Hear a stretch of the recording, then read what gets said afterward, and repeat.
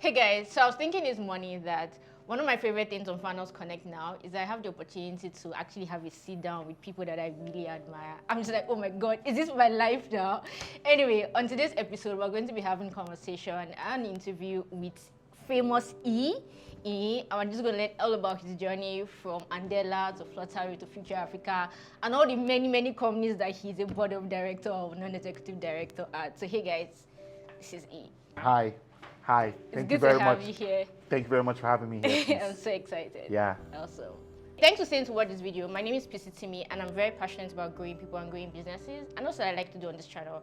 I create videos on marketing, branding, business, and life. Sometimes I share my life lessons, and like on this series, I interview leading African entrepreneurs. If this is your first time on this channel, thank you so much for being here. Make sure you click on the subscribe button down below. There's also a bell notification button. If you click on it, every single time I release a new video, you'll be one of the first people to know. So definitely click on both of them. And if this is not your first time, you know how I feel about you. I say it all the time. I really love you. Thank you so much for being here. Now, let's get right into the video.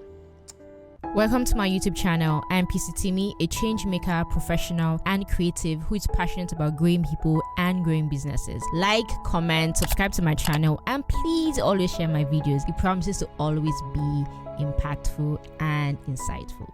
So, first question, right? Beyond entrepreneurship and venture capital, who are you?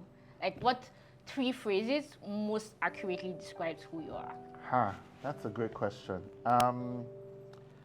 Before entrepreneurship, beyond entrepreneurship and venture capital, I think of myself as a change maker, right? Somebody who really loves to inspire change. I'm an optimist. I really do believe in seeing and working towards a better future for myself and for my country. And then I would say I'm a Christian. Okay, so he is a change maker, an optimist, and a Christian. Yeah. I wish I could squeeze Nigerian in there somewhere. I don't know. Okay, add it. Can I? Add it. Okay, I'll just put it on top. Yeah. And in Nigeria. Yeah, in Nigeria. Okay. Also, what was growing up like for you? Oh, that's a great question. I grew up in Lagos. I was born in Lagos, actually, in Yaba. And I grew up in the Yaba community area. When I was growing up, my father had just finished his MBA, University of Lagos, and he was trying to get a job. And so it was a somewhat tumultuous childhood, not too bad, but I had to go stay with my grandmother, my mom's mother, and I remember very fondly we used to hawk wara in Ayetoro. So you say it very fondly. Yeah, it's very fun. And then when my father got a job first at Now and then Shell, came back to Lagos, and then we started just typical middle class upbringing in the 90s. I went to primary school at St. Saviour's Ibutemeta, not Ikoyi. I like to stress You're like a Yaba guy. Yaba, like this son of the soil, So I went to school in Ibutemeta, and then when I was in primary 4, my parents had to move to Warri. So I spent a bit of my childhood in Warri, where my father was working community relations for Shell. Trying to manage hostage taking and stuff like that. So I grew up a little bit in Warri, and then I also went to boarding school, Loyola Jesuit College in Abuja. Still the best secondary school. I mean, we'll let you say that. We'll let you. It's not about letting me. It's just the record. The record speaks for itself. I'll just say. So I went to boarding school. Made a lot of great friends till this day at Loyola. And the education was excellent, Jesuit education, full of values and so on. And yeah, so that was really my path, kind of all the way up to that point. I think for me, I always had a strange kind of ambition growing up, and I think I've talked about it before, because I wasn't one of those kids who I'm going to be an entrepreneur. So from day one, I just thought, no, I wasn't that guy. I kind of oscillated a little bit. I was good at a lot of things, or whatever I wanted to be good at. So that made my life very difficult because they were like, do science, do arts, do this. So, when I was growing as a child, I started out seeing my father. He was a cab driver, so I would follow him. I'll be in the front seat. Then people were nicer about that. They're like today's school, but that's always like, if you leave your child in your front seat, if you're open, don't worry. But yeah, people were much nicer. So then I would sit with him in the front, and he would pick people up and drop people off and do kabu. My mother used to sell fish, so I also watched her do some entrepreneurship. And education was one of those things where we did it to survive. So I never really thought about it as a career path because I was like, business people are poor. Or these banners selling. So I thought, I would go and be an engineer. I mean, I'll be a doctor or something like that, right? Until I got into secondary school, and then SS1 when you have to pick your subjects. I was now like, okay, this science thing, my parents really, really wanted me to study science. I was like, let me give it a try. And bro, chemistry and physics. It wasn't for you. Nothing for me there. So I just gently, I remember my mother flew all the way to Abuja. I was like, why did you change your subject without telling us? I said, see, ma, sorry. It's literature and English. That's my team. And government. That's how I like it. So I switched over there. When I also went to Waterloo, I studied, at the end of the day, I went to University of Waterloo. I spent a year in Ibadan, which was very formative for me because I had to fend for myself in the outside world. So I spent some of my time at UI, spent some of my time at a school called Lead City something, but it was just like one of these A-level schools. Yeah. And then we left for Canada in January of... When you say we, your whole family? No, just myself and my brother. Okay. Actually, the funny story about that? And honestly, this is one of the things that defined my time in Canada. My father was only going to send my brother because my brother studied science. Because it was like, it's a waste of money. You can go and study OA. What's my business? I'm going to finish, I'll be lawyer. How much are they paying lawyer? I beg. So my father was just like you, I don't want the money. But being a Nigerian parent, he couldn't resist a good deal. They told him, if you send 2 people, we'll give you 25% off. And he sort of did the math, and he was like, it's 25% off. It's not. It's something. It's something. So he said, okay, look, if I'm only paying half school fees for this one, let him follow his brother. Let him follow his brother so that it's not be like as if I was wicked. So, but I always imagined that one day my father would just call me and be like, oh yeah, don't waste my money. Just start coming. So, you know what I did? The first semester in Canada, I went to this prep school called Columbia International College. First semester, I took 10 courses. 10? Yes, I was like, I must enter this university with scholarship. By fire, by force. So, because you're supposed to be there for 1 year before you go to university. I got there in January. The expectation was I'll stay till the next January. I was worried my father would pull the plug in September. So, because my JAMB was out, I was ready to go to university. So I just said, look, these 10 courses, I'll take all of them. And I got into school in September. Amazing. Scholarship? I know, I didn't get a full scholarship. I got a partial scholarship. And then I went to Waterloo, and one of the good things about Waterloo is Waterloo has this thing they call cooperative education. So you work like you have to have 2.5 years of paid work experience to graduate. So I actually went to New York and worked for my school fees. It didn't come easy. I had to work for it.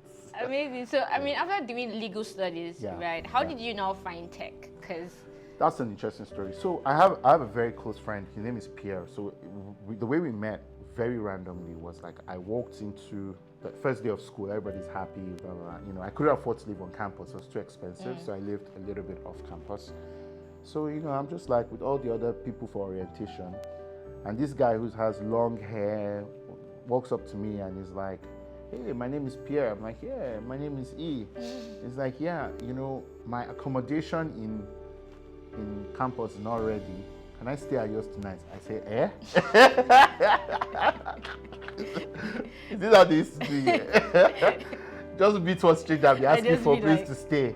But I was just like, what's the worst that can happen? I need friends. So, okay, come inside the house. But we became friends from that, right? Very close friends. So what happened was, because of co-op, I lost touch because he went off to co-op in Silicon Valley. I went to the UN for my a UN NGO for my first. That's in New York. In New York. So we lost touch. So I was running the school newspaper, and then I was just coming out of there's something called the Den. So it's just like an office in the basement of the Student Life Center. Right. So just coming up, I went to get my pizza and my Coke, like I always do. And I just see this Pierre guy just there, and he's like coding on his computer. I say, okay, no be you with this. Say, E, what's up? I say, Jay, what are you up to? It's like, I went to work for this guy called Joe Lonsdale. He's a member of the PayPal Mafia. I say, oh yeah, I want to hear this one.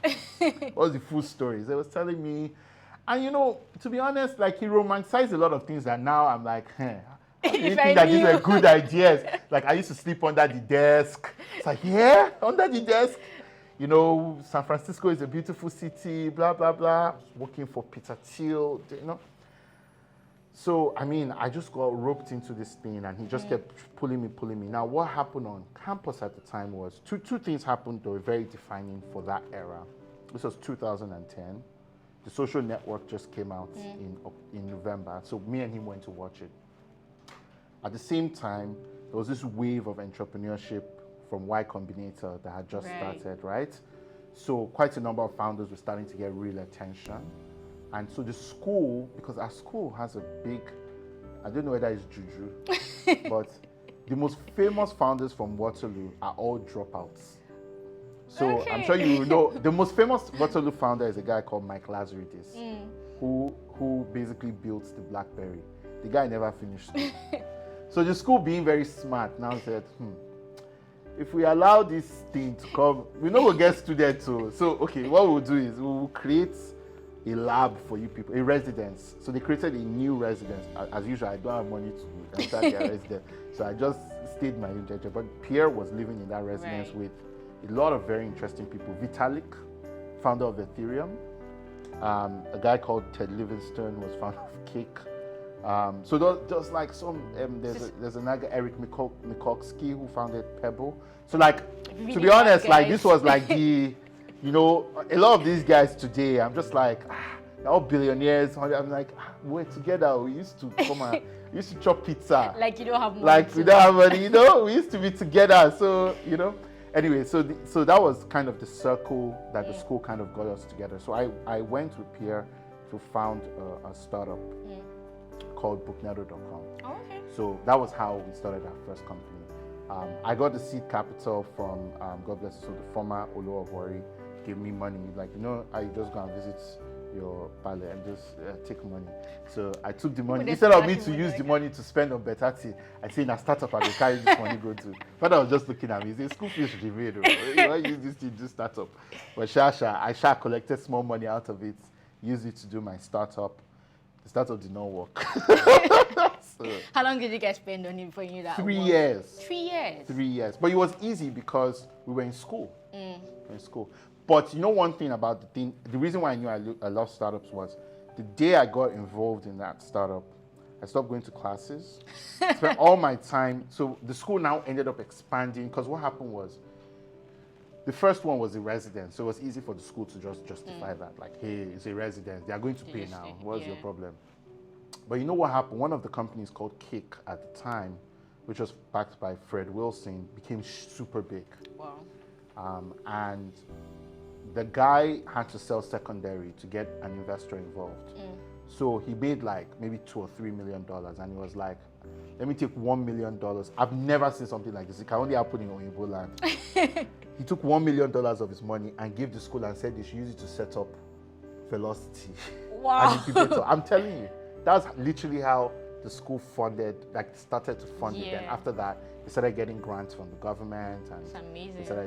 But without the guys 1 million, none of us would be here. So what ended up happening with the thing was, we were in school, we were actually in a work environment working. I worked with a lot of amazing guys. So Pierre was my co-founder.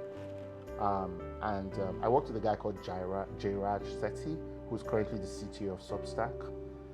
Then a lot of very talented guys. Neil, worked with Arjun, all sorts of guys, So, but we were too many co-founders. We were 8 co-founders.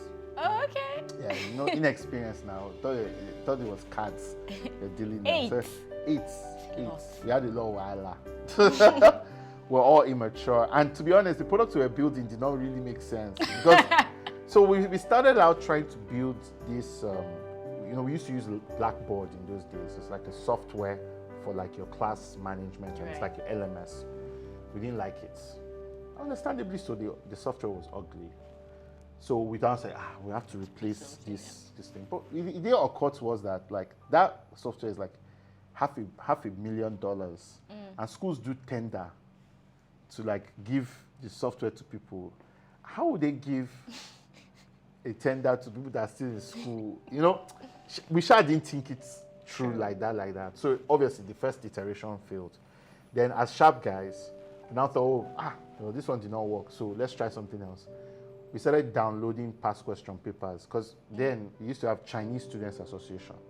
Chinese Students Association has all the past questions every year for all time. Because those ones like to study. So we got their past, I won't say how, well, we got their past questions and then uploaded it and started charging people to access it. We made money. That one, we made small money from that, but very quickly. So you see, the problem with Waterloo is like a research school. Since we don't really excel with like academics and all that, so there's no teaching like that. So most of the professors are there because of research, because Waterloo has this policy where you keep your own IP. So the problem that Waterloo had was that the professors had was like they don't really pay attention to teaching, so they don't set questions. They just bring their old questions and use it again. So it was okay for them when it was just Chinese, because it's like whatever, But when it was like the old school and people are paying for this, they're like, wait, first of all, this past question is my IP. You are using it against my permission. You are now making money on top of it. Are you crazy? So they threatened to sue us. Wow. And they were about to expel me. So I had to use sense. I went and begged. I said, I will take that. I said, before my father, I said, this person that wait on the wait, say, we had the call house. So I just said, look, I wouldn't do it again. I went to meet the professors, and the guy begged his colleagues, but he now told me that, look, I've helped you. What are you going to do to help me? So I was like, okay, like this thing I've built, is it useful to you in any way? That maybe you can be selling it. Me, I don't mind. I'll just be collecting my coins. The guy said, okay, that he has a better idea. That his courses are, because a lot of the professors are very entrepreneurial, right? So just to give you a sense, right? The most popular Waterloo prof is a guy called David Cheriton. David Cheriton was the first investor in Google. So like those are the kind of people. So they're very entrepreneurial. So they're like, look, I have to teach this course. I teach this course in this school, but I want to teach this course outside the school. Right. So can you, and there's no LMS, then we didn't have Udemy or anything like that. So can you help me build websites for that? So that was what we started doing. And eventually we sold it to this guy. Oh, okay. To this Professor Andrew guy. So we sold the company to him. We didn't make any money. We just paid back our investors. And I just came back to Nigeria straight. I just collected my my paper. I'm safe. So I came. So that was really kind of how I got. That was the story of how I actually got into tech. I mean, so when you came back into Nigeria, at what point then did Fora start? So that's a good question. So when I was coming back to Nigeria, I had ideas, because I was like, okay, well, look, I had 2 options. I could stay in Canada and get a job, or I could come back to Nigeria. But Canada doesn't really allow you to do this whole waiting. So you have to just get the job and come. To be honest, man, Canada was too cold and depressing for me. I was just like, this place. I was like, look, man, this is not good for my mental health. So I was just like, I was like, look, I'm either going to America or I'm going to the house. I couldn't find a job in America, and I actually also couldn't find a job in Canada. So the only option I had was come back home. So when obviously, as I was coming back home, I looked at it and I said, look, this home where I'm going, there's no money there. So let me look for money here as I'm coming back so that I can be coming back with money. So what I did was, Nad was my co-founder, Fora, Iyin, and all those guys. So we built something where, the big idea with Fora was, if you went to Covenant and your brother was going to Babcock, Covenant has a professor in AI and robotics. Babcock has a professor in psychology. Okay. So Babcock doesn't offer, because they don't have a professor in AI and robotics, they don't offer AI and robotics classes. And because Covenant doesn't have a psychology prof, so you will be able to watch, Babcock students will be able to watch psychology, but get a Babcock credits. Do you understand? And then Covenant students will be able to watch AI and robotics, but get a Covenant credit. That was the idea. So when I came back, I landed in Abuja. Big mistake. And I went to NUC to get permission, because they told me that I need to get permission from NUC to be able to do that kind of credits exchange. So I went, and I went there every day. One Abdurrahman man, I just went there every day. I would go there and sit down. One day I say, you see me, you say, wait outside. And I did this every day for like 4 or 5 weeks. Damn. Hoping to see this guy, he'll prove. One day he just said, look, I'm tired of you saying I'm out. Come and see me. He said, see, this thing that you want to do, I don't agree. That's it. That's it. So with the waiting remain, I just carried my bag and started going back to Warri. Because where was I go? I didn't have anywhere to go now. So I went to Warri. So my parents were now like, well, this startup thing where you want to, it did not work. Kuku come and do NLNG interview. Or Shell interview, so that we can use the remaining thing that we have left, goodwill, we can use it to find you work. So, but me, I wasn't cut out for this oil and gas wahala. So I missed the interview. My father was very angry. After a while, they finished doing deliverance for me. I just said that God said I should come to Lagos. God said. Yes. That's the only way you can get your way in Nigerian families. I said, God said I should be on my way to you. He said, where will you stay? I said, God will provide. I now use my remaining 40K where I remain as seed. But that one worked. I'm telling you, I used it as seed, put it on the altar, and then begged my mother to put me in greener line to Lagos. When I got to Lagos, I started staying with one of my uncles.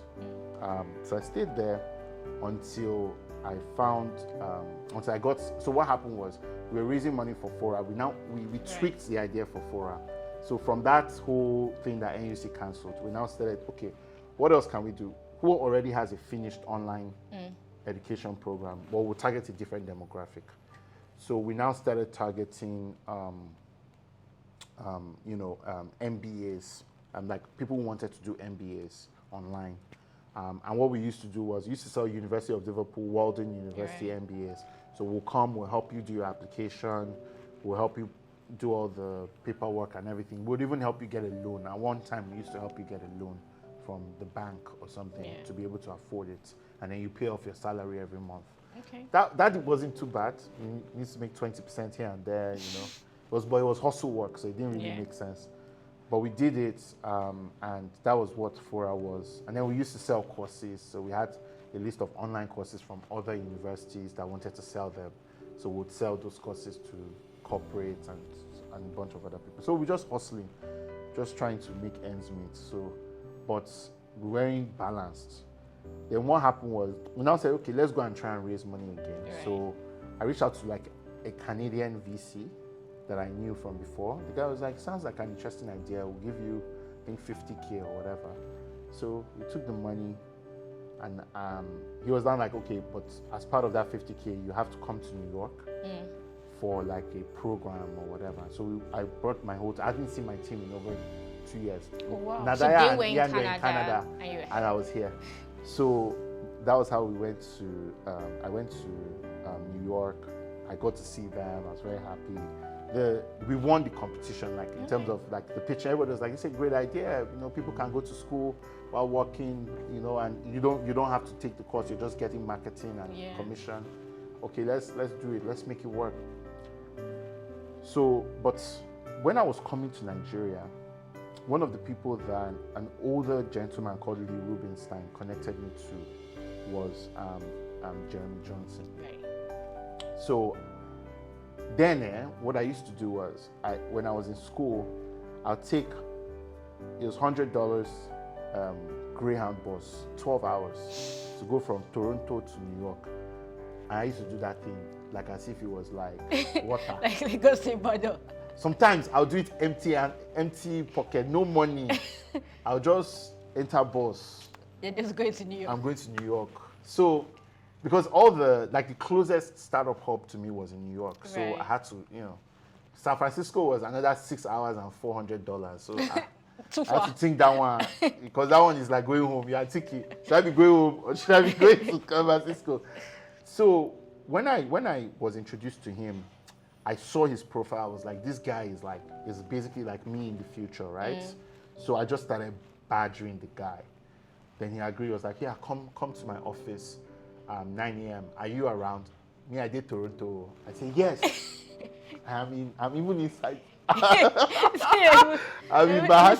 I borrowed $100 from my friend, enter bus.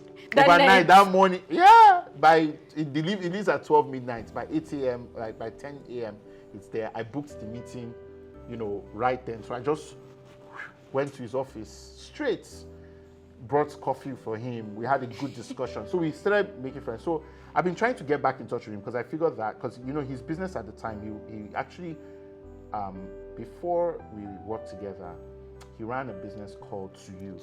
And To You basically did online courses. So my thought process was, this is right up his alley. So he could mentor me and he could also invest. That's really what I was after. The money. The money. So I emailed him when I was in New York, emailed him, he didn't respond. And to be fair, I didn't know that it was his birthday and he just IPO'd his company. I didn't know. So he wasn't supposed to respond. So I just kept emailing him. I extended my trip after Nadaya and Ian went back to Canada and said, look, let me try and look for money here. There's no point of me coming to New York. I will now leave empty-handed. It's not easy to get tickets to come to New York. So let me just keep emailing him. Literally the day before, I was like, well, I guess this guy doesn't have my time. Let me be going back to Lagos. The guy literally just emails and he's like, can we meet this evening at Fresh and Co? Oh boy. God has done it. I was like, Jehovah, now you. So I just dropped everything I was doing, went, and that was when we now had a proper discussion. So we're now talking about, well, obviously it was like catch up, like what happened. I told him, my country's regulator saying no show for that thing. So I had to do another kidney. It's right up your alley, let's do it. He now broke it down for me that, look, Oga, this business cannot scale. Because the truth of the matter is, these are all the costs, this is what you have to do. We have more students than we have money. Right. So we're not going to pay you much. And that any program that pays is suspect. You get, they might not really be doing what they're doing. And students will not want to pay over time. Michelle broke it down for me. So I now said, okay, fine. So okay, what else now? What else can I be? He was now telling me that he went to Kenya. In Kenya, he saw, he was thinking about a new model that what he realizes is that Africans probably can't afford a highly priced MBA, but they have the grit to work. And that if there's a way to, instead of taking a credential route, take a skills-based route where they can actually earn money off the skills, it will make more sense. I was like, Olówó Sọ̀rọ̀, do you want to try this thing? In Nigeria, it's like, I'll try it. But I'm busy now, can't you see? I just IPO'd my company, so he should I come can't be trying random stuff. You know what? If you go and do it, I'll be chairman. You'll be CEO. I'll back you. So I was like, it works. Of course, it works. So that's how I just jumped on. I called my team. I told them, just give me 12 hours. I'll call my team. I called my team. Nad was like, look, okay, we don't suffer here. So whatever works. Anything that works, anything you say, we'll go do them. and it also makes sense. Like, Yeah. okay, we can try this. Like, we'll teach them. At first, we thought Salesforce was what we'll teach them, because he was saying, you know, Salesforce, and it's still the case today. It's very funny. He can't get a Salesforce administrator in New York for $150,000. There's just not enough people that do that kind of work. So I was like, yes, 150,000 naira, we go train for Nigeria, we go get change. So You don't get shit. we get change. So no problem. Let's do That this worry one. tongue game was very strong. So I just said, okay, let's try it. So that's what we now did. But we ended up, when we did another iteration of the idea, we're like, okay, coding is where the money is at. Right. And that's how we now got to Andela from Fora. So, but one of the most consequential decisions I had to make was, Andela was really a new company, if you think about it that way. And Fora was something separate. But I didn't have the courage to go to my investors and be like, okay, the company where we start together, we don't finish. Now everybody they go house. So I just used wisdom. So I just called them and said, look, I'm partnering with an IPO entrepreneur. Catchlight. IPO. It's not Just rubbish. IPO entrepreneur. So, you know, let's do normal. I'll give you we would do it like an acquisition. Right. Do you understand? But not really, because they're not really acquiring Fora's assets. We would all just come together. So I carried my investors from Fora to Andela, and then give them an opportunity to double down at $5 million valuation. So that was actually, you know, that one thing is the reason why most investors, there are some investors, thankfully for me, that they will say, E, what are you doing? I say, I'm making food. Let's fund it.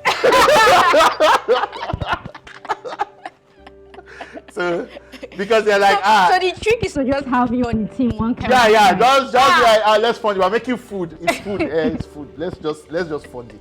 It's okay. Don't ask questions. Don't. I'm not afraid. But I'm like, what if the food is not sweet?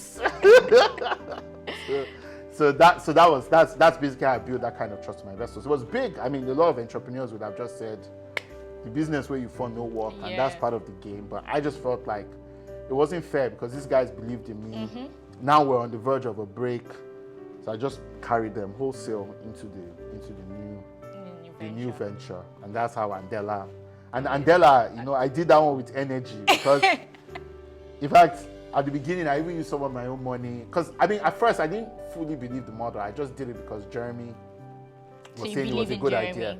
Do you understand what I'm saying? I was like, the guy is a billionaire. It can't be wrong. It can't be wrong. Billionaires are not wrong. It cannot be wrong. So it was my own. So, I mean, it was not after, you know, I now started doing it. We started to see where the state of technical education was. I mean, people were earning, great engineers earning 150K. Yeah. People saying, I mean, I remember me and Nad did the interviews, right? So we came to Lagos, he came to Lagos, I was already in Lagos, so we did the interviews. And we'll ask people, what's your dream salary? They'll say 150K, like dollars. No, 150,000 naira.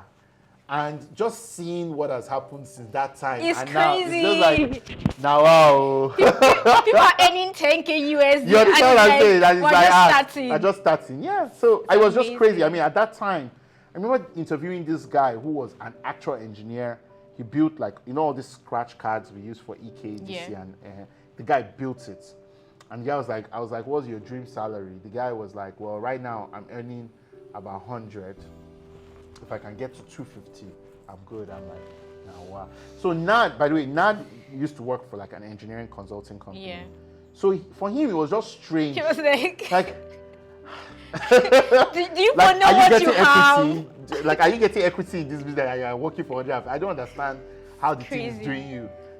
But he didn't. We just didn't understand. But it was after we started training people. At first, it was very hard. I mean, it was very, very hard. I can imagine. We moved offices 6 times in the first year, and it was like rough living. You know when you say what you do rough living? First of all, me and Nad used to live in Bariga, and we were 4: me, Nad, Kenel Daisy, and Bankole. We all used to live in 1 3-bedroom in Akoka, and like that Bariga Akoka area. Then from there, every morning we didn't have car. So every morning we'll go to Paco bus stop, pick bus, go to Yaba Market. From Yaba Market, carry Obalende. From Obalende, The whole trip. carry this thing, Okada, Keke, to get to Golden Gate. Then we'll now go to, we had this really nice woman, Adeoye, Mrs. Adeoye, gave us her BQ to be using. That was our trip every day. So it was very tough. Then after a while, obviously now she got tenants, so she kicked us out. So we now went to, first of all, we even got scammed. So one guy told us that he's the owner of the property. We paid partial payment, then fully. He now got there with all our loads. The guy was now like, the caretaker was now like, he's not the owner of the property, he's just a tenant, and he's owing us 3 years rent. He wants to use the money to pay rent. Christ. No, you know, I wish he did. Do you know what he did? He used our money to do wedding. Shout, guy. So that was the first buying I got in Lagos. So I now went. We had to use Lanre Oyedotun's father's office in Fadeyi for a while. Then I squatted at CC Hub for a while. You know. So you even hustled the hustle. The hustle where we hustle, no before like the hustle was streets. And then we would do flyers. You know all these digital marketing people are doing now. Just look at people that you people are nice. It's nice though. Oh, that is cool. Because back in the day we used to do handbill, you know, evangelism. You print and handbill and be sharing. Hey, come to training. Come to training. That's what we used to do. And then you go to churches, you go to mosques. I learned that's the kind of marketing I still prefer to do. Just churches, mosque, handbill, evangelism. That's how we used to do it. So, and that's how we grew the program. And then the program started growing. Jeremy and Christina came to see the first class. I mean, Jeremy was so moved because, I mean, seeing people go from, like, somebody was earning 40K a month, somebody was earning nothing, you know, and then see them get, like, skills and they're actually getting jobs for, like, 2K, 3K. I mean, it was like, come on. There's something here. And I knew that we wouldn't be able to build the business without capital. So I just told Jeremy, okay, the level where I carry this thing go, it's good like that. But now you go come finish work. It's more than cut soup. Just bath. Don't even cut soup. So that was how we now. So that was how Jeremy came on as CEO, and we worked together. You know, delivered what everybody now knows as Andela. Amazing. So when Jeremy came as CEO, what was your position then? I was co-founder and director of recruitment. So what I was really good at was getting the young people interested in the program and doing the evangelism and all that. So that was really what I now focused on. Yeah. Crazy story. Yeah. So you did Andela for 2 years and I decided did for two and a half years. Yeah. Started 2014 and I left 2016 May. Right. So how did you know that it was time to leave? Why did you leave? Like, because this was something that you've hustled from Fora, your boss from Canada to New York. You had found something that had gotten attention and money. Yeah. So why leave? And so really what it boiled down to was two things. One was the company grew very fast. And because it grew very fast, there were things we didn't really understand about running a company. Right. Because I never run a company at that scale before. And that's one of the reasons why I tell founders that success is actually much better to learn from than failure. Like I'd never worked at a successful startup, or maybe I'd done like internships really, but I've never really worked at a successful startup. I'd never really, seen what it looked like to run like a proper startup. So all these management processes, but they do all those things. just enter vibes. Streets and just vibes, So that was the mindset I had, and I realized that like as the company was growing, it wasn't working. It was working for some things, but it wasn't working for other things.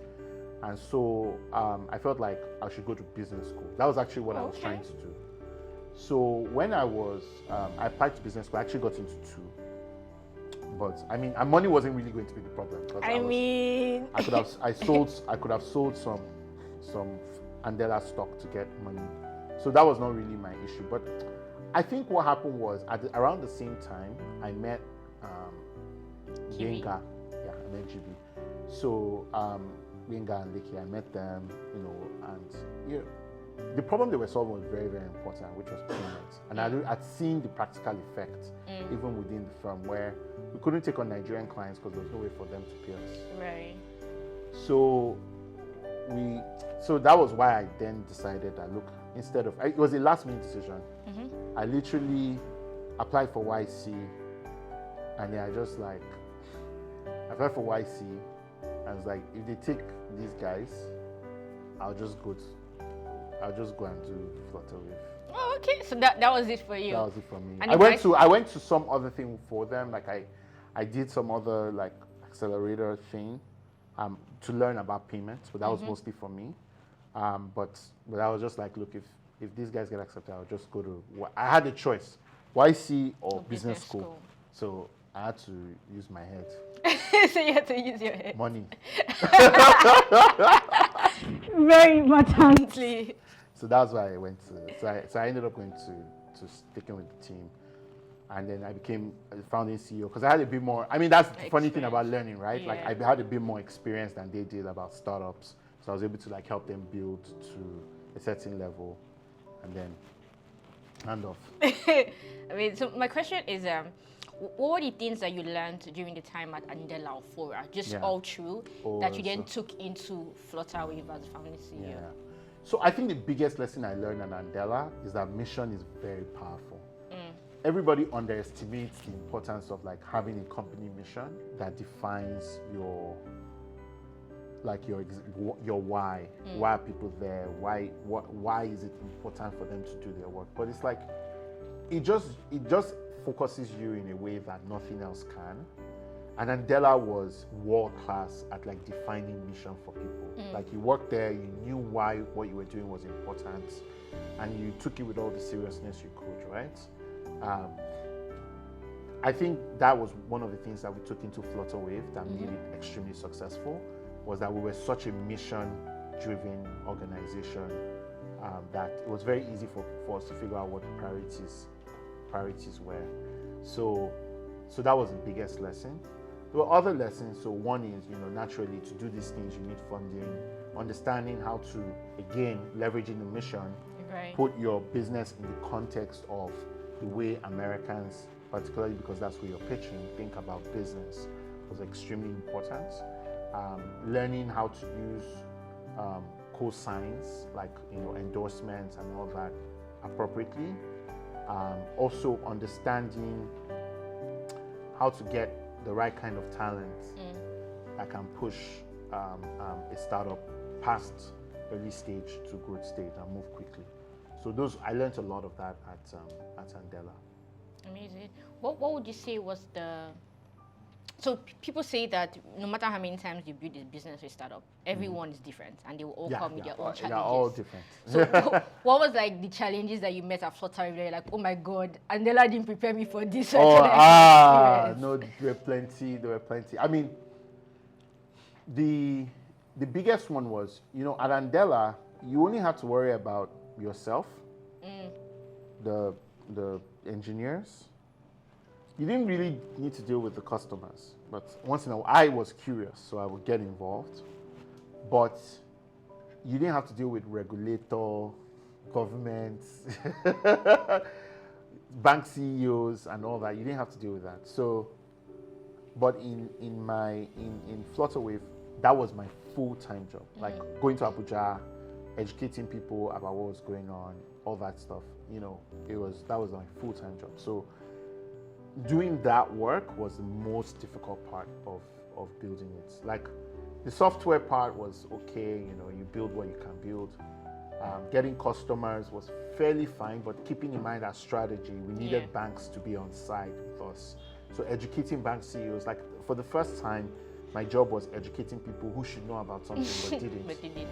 And you can't tell them that they're stupid for not knowing. So you learn a lot about diplomacy, tact, building personal relationships, and all that, bringing people with you, consensus building, win-win scenarios, and doing things that are not in your job description.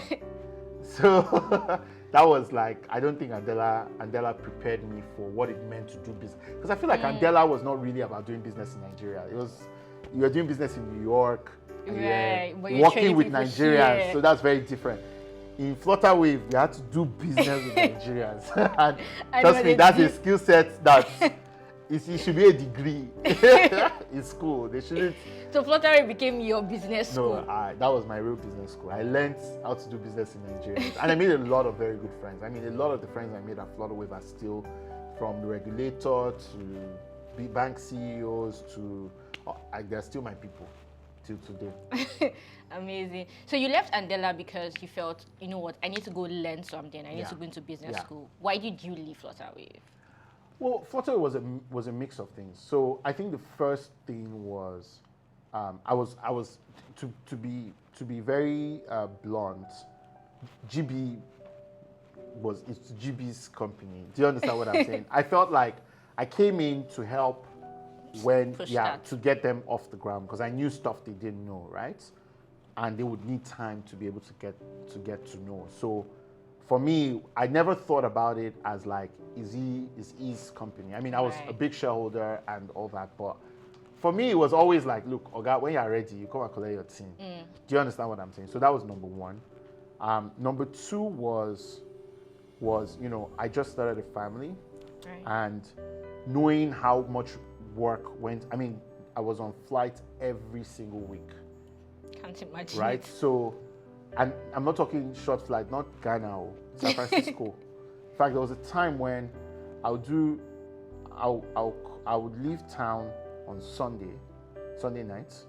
The airport hostesses, they just knew me. They're like, You're you're welcome, here customer, again. you're here again.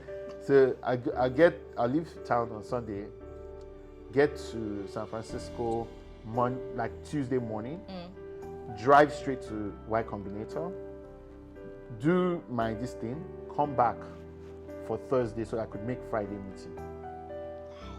No hotel.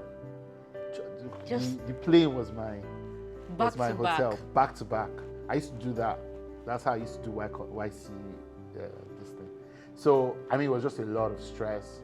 I had a family. I wanted my own was like, look, what's the point of all this work if you're not I spending can time with choose your child? So I was like, look, I will do paternity leave 1 year.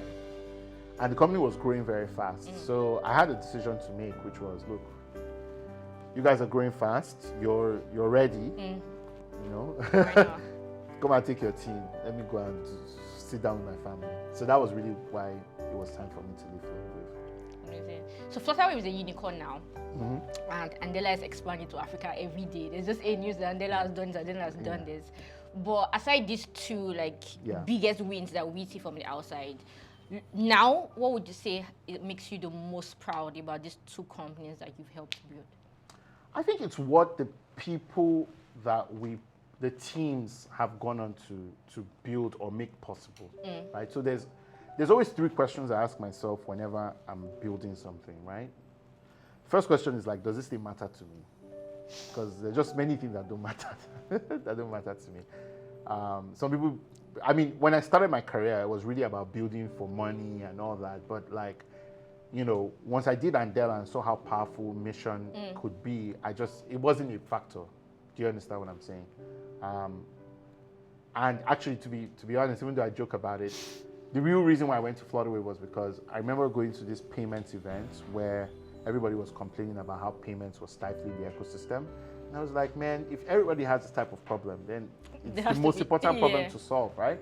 And then as we were solving the problem, we started to see all the opportunities that had been left on the table for Africans, you know, and economic opportunity that Africans could not access because they didn't have this type of access, right?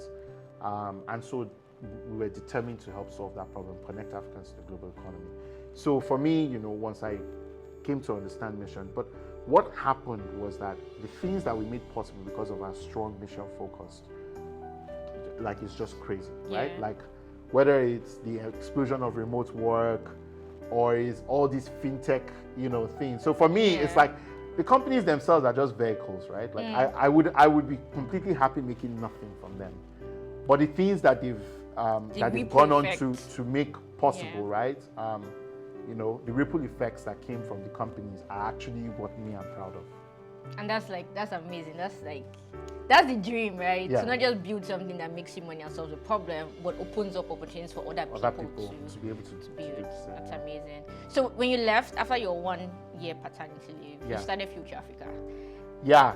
So was it a logical decision? Like, no, I resisted it. So it was a decision I resisted a lot because I didn't want to build another company. Me, I just like, the one we are done to is okay. Let me go. But a number of things actually happened to me. So first of all, you know, I was enjoying taking care of my child, all that, but I still kept getting calls from Nigeria, right? Like, you know, so I tried to be helpful. Second thing was my goal. Actually, I moved to Silicon Valley. Actually, I was planning to settle there. Two big things changed my mind. First was the reception in Silicon Valley. You know, not that one expects to be treated like a star, but one expects to be treated with respect. You understand what I'm saying? And I felt like when I was in Silicon Valley, people were very happy to have a conversation about me, helping them find deal flow from Africa, which I was very perfectly happy to do. They were happy to have a conversation about me being an EIR, which wasn't quite my thing. I wanted to invest. That was why I was coming. You know, I was out to invest. But people were not willing to have a conversation about me investing in Africa from Silicon Valley, which made sense, right? Because you are investing in Africa. Go where you are investing. Don't come to Silicon Valley. Although I felt like it was a bit hypocritical because many of them are doing that. So, but it was what it was, right? And I took the message for what it was. The second thing was I had two racist incidents. So the first one was, you know, I'd sold some stock in Andela, and naturally, you know, the money entered my bank account, and literally, and this was like, because I had purposefully gotten that stock out because my child was coming, so I wanted to be able to. Do you know I couldn't access that money? So I was stuck because they didn't believe that a black man from Nigeria could have this much money. And second thing, I was driving back home with my wife. We were coming from Woodside, which we went to see one Egmont, you know, not Nigerian, just like one of my, you know, Silicon Valley people. So it's a nice area, Atherton, Woodside in Porto. You know, it's like, you're not supposed to be here kind of thing. So we're driving back home, you know, and police stopped us. Oh boy, that's the longest 5 minutes I've ever had in my life because this guy was ready. So me, I just, as a Naija boy, you know, I'm used to, our police here trained us well. So I just kept quiet. I just kept quiet, I didn't say anything. My wife handled the conversation. I mean, I couldn't even say it. Even as they were insulted, I just kept quiet. Maybe just maintain. Maybe just maintain. So I think after that, those two incidents, then as if it was a message from God, Trump now put out his edict that, you know, Nigerians can't be permanent residents in the US. So I just told my wife, see, it's not in my hand. It's Trump, and I don't want to break any law. So, Ileya, Mabinu. As I reached Niger, COVID happened. Okay. So it wasn't like I was trying. You had to be stuck here. I just got stuck here. So as I was stuck here, you know, me and Binjo and Adenike were running one small racket. Like, what I was just looking for was, I felt like a lot of the press coverage was too hype focused and not enough deep conversations were happening. So me and Adenike will write some stuff and Binjo will write some stuff and put it out, all that stuff. So we're doing that. But we now did a survey. And my team, you know, I have like a family office, so my team was doing that. And we now put out a survey, like, what do people really, really want from this platform that we're building, Future.Africa? What do you guys want? Boy, the response was overwhelmingly, we are looking for capital. All this grammar way they speak. Now you know. It's money. You say you want to build future, now money they build future. So just, you know, show us money now. Yeah. You have it, you know. So I now started thinking, look, how we go do this thing now? So Adenike was particularly instrumental because what she did was, I had relationships in Angel List, and they were very like he would like you to raise like some money on our platform, blah blah blah. I didn't really take it seriously, but after a while, what we just started to do was, because I talked to a lot of companies, I hosted dinners for YC intending companies. Right. I'd helped companies be recommended. I spent a lot of, I mean, when people came to the Valley, they would try and stop by my house. There are many founders who know my house very well in the Valley, you know, and they're like, E is here. So some people even slept at my house or slept at my friend's house. So So I used those relationships with AngelList to then start doing syndicates. So I would write an email about a company, send it out to a bunch of Silicon Valley guys who were like, I want to invest in Africa, you know, but we can't have you be investing in Africa from here. Right. So I just wrote emails to them. I was like, look, this is a great company. I did like, what they really liked about it was like, it was investment memo style, which is how investors really invest. So they loved it because it meant that they could just copy and paste. So I was just doing their work for them for free. So that was how we started. The mailing list started to grow. Then I started charging people. So I was like, my baby food in Nigeria is expensive. I'm serious, especially you Lekki people. It's robbery. You Lekki people. I'm serious. It's robbery. So I said, look, you give me something so that at least I can put body and soul together. The carry is long term. This one is today. So that's how I now started. So we charge $1,000 a year. People were subscribing. So it started from 0 to 5 to 3. Now we're at 300. We're going to 1,000. So that's basically the business model. We write detailed investment memos. And then we send them out to our mailing list.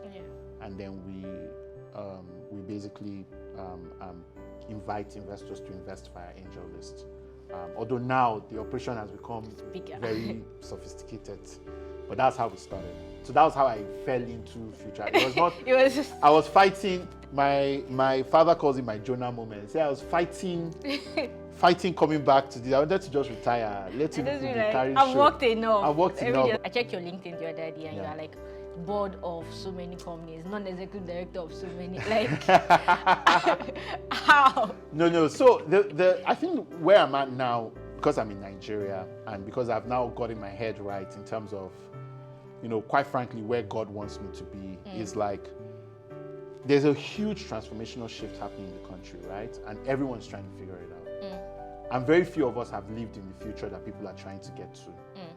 So kind of a lot of my roles on these boards is like bringing that perspective of like, look, first of all, talent has shifted from under your thing. It's not just about making money anymore. Talent is looking for missionary businesses to work with. You have to think about yourself as infrastructure. A lot of these companies that I'm on the board of, they're like legacy companies like Learn Africa. You know, they're thinking about the future and they're like, what is our role when all these kids are raising billions? You know, and like this we go there, you know. So I'm like, no, you're still useful. Just do like this, you know. And then also, you know, the young startups as well, and then gaps in the market. I think that's the biggest thing for me. A lot of what I've now gotten involved in is like filling gaps in the market, the things that nobody else would dare to try.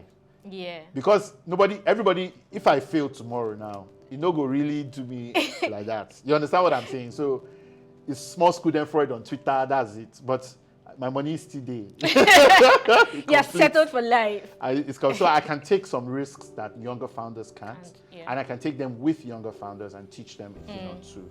So that's kind of what I spend a lot of my time trying to do beyond Future Africa, which is its own big vision itself. Right? Yeah, I noticed on Future Africa you have like lots of partners across like different fields, design partner, growth partner. How did you end up picking this team? And most of them are young people. Not like your age or anything. No. I mean, for me, I don't really. And sometimes it hurts me, but I'm very irreverent of experience. Partly because I've seen the good side of experience is that you see a scenario and you know how to deal with that specific scenario. But oftentimes, I feel like when you're building something new, you need people who just have a beginner's mind so that they can think with you about what is possible. Then you can now layer experience on it. I think I'm moderating a bit. Like sometimes if you're building very fast, experience actually helps. So you kind of combine the two in a way, but you need a certain kind of experienced person who can see a good idea and still be open to it, not somebody that is a dogma person. And what we're trying to build in Future Africa is never been tried before on three levels. First of all, we're trying to build an asset management company that is a VC fund, not a VC fund that raises money from an asset management company. Right. So it's a big difference because an asset management company engages with the public, right? Engages with accredited investors in the public.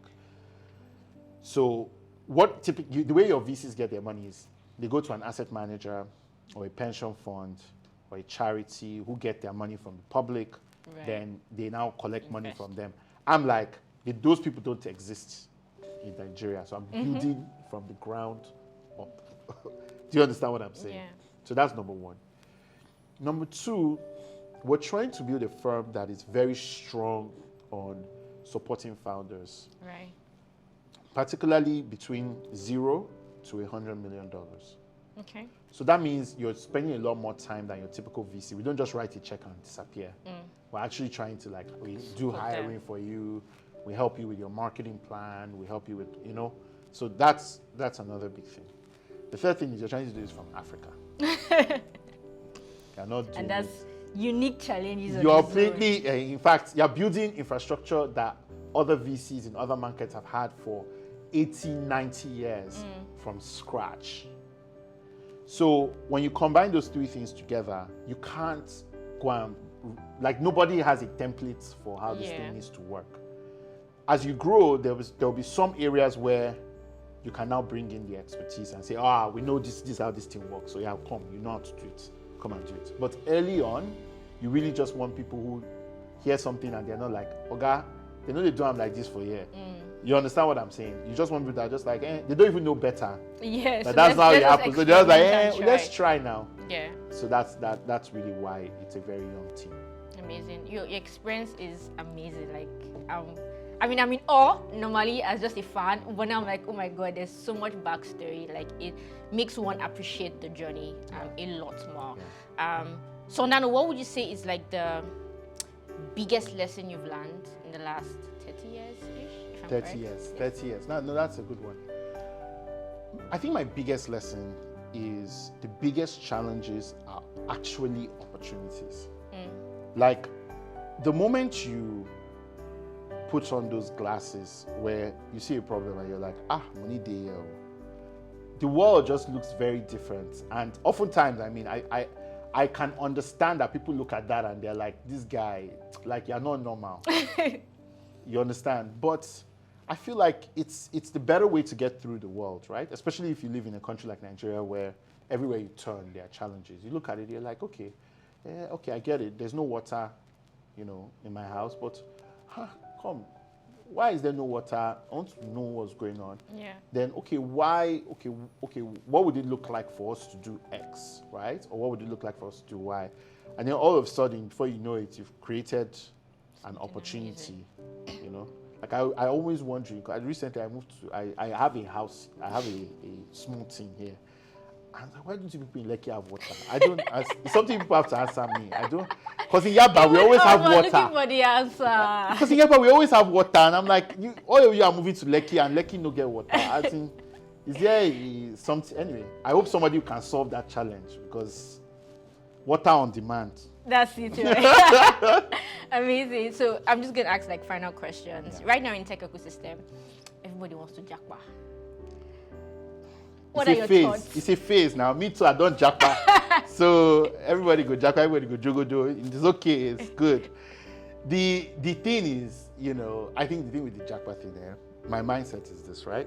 I think it's good. Go and get the experience. But I think what you ultimately realize is, at the end of the day, this place is the only place where you can make any kind of impact. For that side, they don't lock up. No roads. No road for nobody. So go there. It's always good to go there. See, because they have best practices. You can see what's possible. I would never, if I write every week now, I think I'm writing 3 jackpot letters. So if you have jackpot letters you want me to write, just bring it. I'll write them. So, anybody can jackpot, but it's not about the jackpotting. It's okay, when you now gain all the knowledge and everything, where can you actually get something done? Because there they don't expect people that look like us to do more than normal businesses. You can't go and be building Flutterwave in America. Hold your hands. You understand what I'm saying? We have Visa and MasterCard. Who is your father? Do you understand what I'm saying? So at the end of the day, you know, I've done the jackpot thing. I've come back and I've just realized that, look, at the end of the day, if you're looking for greatness, can't get it better than here. Food for thought, guys. Food for thought. What's that question that you thought I was going to ask you, or you wanted me to ask you that I didn't ask? That's an interesting question. Let's see. I don't know that I have. I don't know. I don't have any question like that. You asked all the good questions. I like it. Yes. Yes. Amazing. And so, what's your final words? I mean, Andela did an amazing thing for the tech ecosystem. Flutterwave is doing amazing for the tech ecosystem, the financial ecosystem. What Future Africa is doing is also amazing. I'm one of the people that get your emails. Thank you, customer. See, you're feeding my baby. I will tell Moremi to come and that 1K. When I saw, I was like, what? But it's not a good investment. But it is. But we're going to come out with some really cool stuff, because like one of the things that we're even trying to do. So people think that we say 1K and like 5K minimum because we want to be wicked. But like honestly, I don't even mind people like getting together and like contributing and doing it. It's just that if I charge you less than that, is, to be honest, wickedness. Because how you be investing, I have to force you to use your money. Yeah. I mean, the money pay me small, but I'm like, you have to use your money. I'm from here. So. No, but see the math I do, right? It's 20 emails minimum, and it's now going to be more. But it's 20 emails minimum a year. That's $50 per email. See? Okay, See, I mean, think like that. When you think about it like that, like $50 per one day, like for 1 year, and you see the information you get. Yeah. It's not bad. It's not bad. Okay. Yeah. I mean, it costs small, but I was going to say that the money to pay me, but we did. No worry, very soon now we'll add small chops. We'll add small chops. Now that COVID is small, it's going small. We will push small shops for inside. We'll pull other things for inside. Don't worry. Amazing. It was lovely speaking with you and just learning about your journey so far. I'm very inspired, and I'm sure that everybody has watched this video. This is probably the longest video we've had so far, but I'm sure that it's like people are going to learn and talk so much about it. So thank you for honoring me and thank you for inviting. You know, see, I told you that I'm coming. I want mentorship. No, they want this video business. I don't know why. I just I want to go and think about startup idea. Come and add you as board so that I will get. No, you know that one is automatic. That one is automatic. You just tell me which one it is, but in exchange, me self, I won't learn this video, this thing. So I can be talking to important people. You know, It's okay. He said it also. We'll see how it goes from here. Exactly. Amazing. Thank you so much, guys, for watching this video. Please make sure you subscribe, like, share, comment, ask questions in comment section, share the video, mention E on Twitter, everywhere. Just like, thanks so much for watching this video, and peace out.